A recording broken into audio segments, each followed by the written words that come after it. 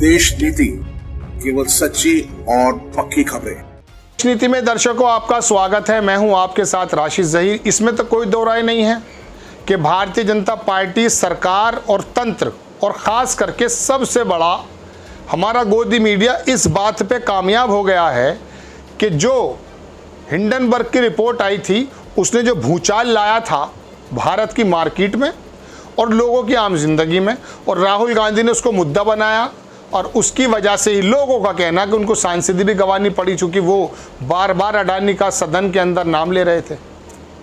तो बेहतर तरीका ये था भाई इन्हें बाहर कर दो। फिर एक ऐसी सज़ा सुनाई गई 2 साल की जो आज तक सुनी नहीं है, उस वाले केस में जो जुर्म बताते हैं राहुल गांधी जी ने किया था मोदी के बारे में जो बात कही थी। बहरहाल अब मैं अपनी खबर पर आता हूँ। ब्लूमबर्ग बहुत बड़ा संस्थान है, उसने अडानी के बारे में खबर छापी। उसने लिखा कि अडानी का जो स्टॉक है ना दर्शकों, उसको जो यहाँ के इंडिया मनी मैनेजर्स हैं उनका बहुत ज़्यादा प्यार नहीं मिल पा रहा है, मतलब वो बहुत ज़्यादा सपोर्ट नहीं कर रहे हैं।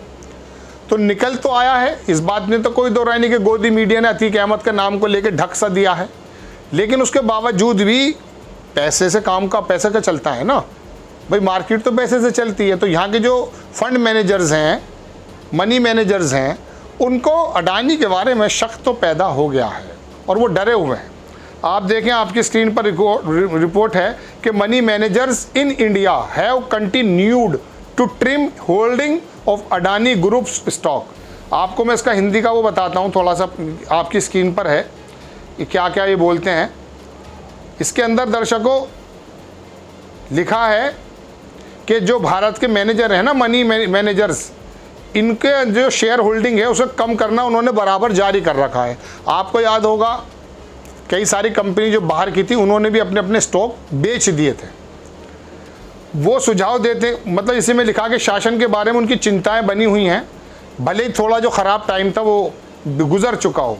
ब्लूमबर्ग का जो आंकड़ों के अनुसार जो रिपोर्ट है, ये मार्च के अंत में जो ग्रुप है इक्विटी म्यूचुअल फंड का जो है, उसका उद्योग के 182 बिलियन की संपत्ति लिखा है इसके अंदर। दर्शकों मैं आपको थोड़ा समझाने की कोशिश करता हूँ, अगर मेरी समझ में भी आ जाता है कि जो इनका जो है ना ये stock 0.9% industry 182 billion in asset at the end of March में था, according to data compiled by Bloomberg, that's down from nearly 2% से 31 दिसंबर तक ये डाउन हो गया।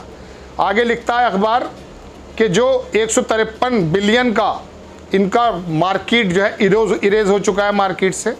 आगे इन्होंने थोड़ा सा एक चार्ट दिखाया है, mutual funds continue to trim Adani shares. आप देख सकते हैं दिसंबर 2022 में कितना ऊपर था, जनवरी में 2023 में क्या हुआ, और फरवरी में तो शायद रिपोर्ट आई थी जनवरी के लास्ट में, उसमें नीचे आ गया है। और उसके बाद मार्च के हालात ये हैं जो आप ये 4 जो डंडे आपको नज़र आ रहे हैं, ये बेसिकली अडानी साहब के उस शेयर होल्डिंग की कहानी है जो लोगों ने रखा हुआ है। अब मैं आपको ये भी दिखा देता हूँ दर्शकों के पहले क्या क्या हो चुका है। मैंने कहीं इसका स्क्रीनशॉट लिया था, वो दिखाता हूँ आपको। ये एनबीटी ने छापा था कि हिंडनबर्ग के भंवर में फंसे गौतम अडानी ने 4 कंपनियां भी बेची हिस्सेदारी, जानिए किसने खरीदी। इनको भी बेचनी पड़ गई थी। आपकी स्क्रीन पर खबर है कि 21 करोड़ के शेयर 15,556 करोड़ रुपए में बेच दिए।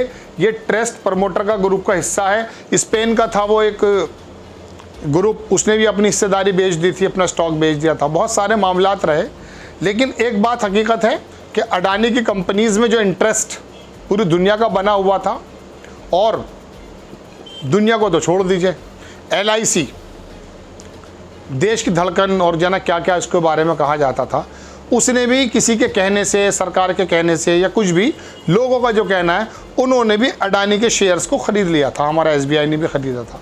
और उसके बाद अडानी साहब ने जो वो शेयर्स के रेट बढ़वा करके जो लोन उठाए हैं, वो हम आपको पहले कई बार बता चुके, दोबारा बताने की ज़रूरत नहीं है। तो ये कंपनी ने शेयर्स लिए थे, तो उन लोगों के भी विश्वास को घटा है, क्योंकि अब वो विश्वास नहीं आ पाएगा जो सरकार के साथ मिलने से, जैसा कि आरोप है लगाया जाता है कि इनको मिला हुआ था। तो इंटरनेशनल लेवल पे खबरें छपती हैं अडानी ग्रुप के बारे में कि वो वाली पोजीशन अब नहीं है इनकी जो पहले थी। और हम आपको पहले बता चुके हैं, स्पेन हो या स्विस बैंक, कौन सा था वो, क्रेडिट स्विस क्रेडिट हो, बहुत सारे लोगों ने रेटिंग गिरा दी थी और जो दुनिया के एक बना हुआ है, उसका नाम मेरे जहन से इस वक्त निकल रहा है, उसके अंदर तमाम दुनिया के इन्वेस्टरों का एक वो समूह है, वो इन्वेस्ट कराता है कि किन किन कंपनीज़ में, वहाँ से भी विश्वास घटा, तमाम चीज़ें रही हैं अडानी साहब को लेकर। लेकिन एक बात ज़रूर है दर्शकों, सरकार बड़ी ढीठ निकली एक शब्द नहीं बोल पाई। ब्लूमबर्ग चीख रहा है, दुनिया का तमाम मीडिया संस्थान चीख रहा है, राहुल गांधी ने अपनी सांसदी गंवा चुके हैं बोल बोल के, लेकिन हमारे भारतीय जनता पार्टी के नेताओं ने, हमारी सरकार ने, या प्रधानमंत्री जो उनके परम मित्र कहे जाते हैं, उन्होंने कुछ नहीं कहा। शरद पवार को सलाम करना चाहिए कि कम से कम खुल के तो सामने आए, लेकिन प्रधानमंत्री जी कुछ नहीं बोले। तो हालात ये हैं कि अभी तक मीडिया जो अंतर्राष्ट्रीय है वो बता रहा कि अंदरूनी हालात अडानी की कंपनी के बहुत अच्छे नहीं हैं। आपको खबर कैसी लगी अपनी राय कमेंट्स बॉक्स में ज़रूर दीजिए। चैनल को सब्सक्राइब कीजिए, शेयर कीजिए। नेक्स्ट टाइम मैं किसी खबर के साथ आता हूँ। जय हिंद। आपका एक सब्सक्राइब हमारे लिए महत्वपूर्ण है। देश नीति को अभी सब्सक्राइब करें और बेल आइकन को दबाना ना भूलें।